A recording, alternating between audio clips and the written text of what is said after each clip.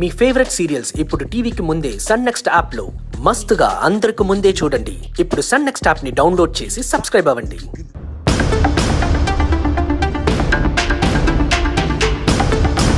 Hello అమ్మా, వెళ్ళారా? ప్రసన్న, నేను తులసి ఆనంది వాళ్ళ ఊరికి చేరుకున్నాం. మండపం దగ్గర ఉన్నారా? కళ్యాణ మండపానికే వచ్చాం. అమ్మా జాగ్రత్త. అలాగే.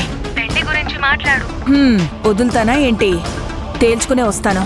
ఉంటాను. అలాగే. అమ్మా, లలిత గారు అనండి చాలు. పల్లెటూర్లలో కొత్త వాళ్ళని ఇలా అనడమే అలవాటు. మనం కొత్త వాళ్ళమేంటి?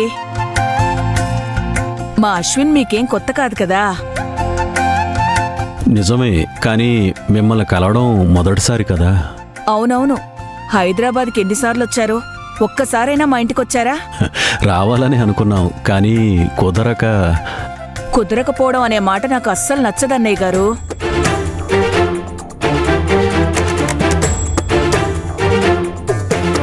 ఏంటి అలా చూస్తున్నారు? నేనేమైనా తప్పుగా మాట్లాడానా?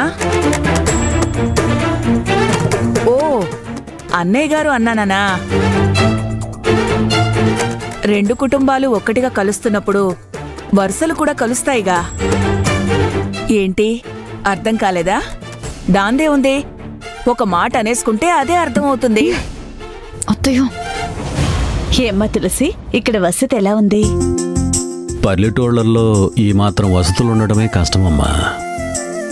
కాస్త ఇబ్బంది అనిపించినా సర్దుకుపోండమ్మా. అయ్యో బాబాయ్ గారు, ఏంటిది?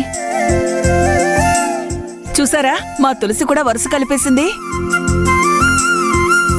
వదిన గారు, నేను మీతో ఒక ముఖ్యమైన విషయం చెప్పాలి. అవునా, చెప్పండి. అది ముత్యాలు, ముందు వాళ్ళని కాఫీ తాగనివ్వు. ఇంకేమైనా విషయం ఉంటే తర్వాత తీరిగ్గా మాట్లాడుకోవచ్చు. కాఫీ తీసుకురా.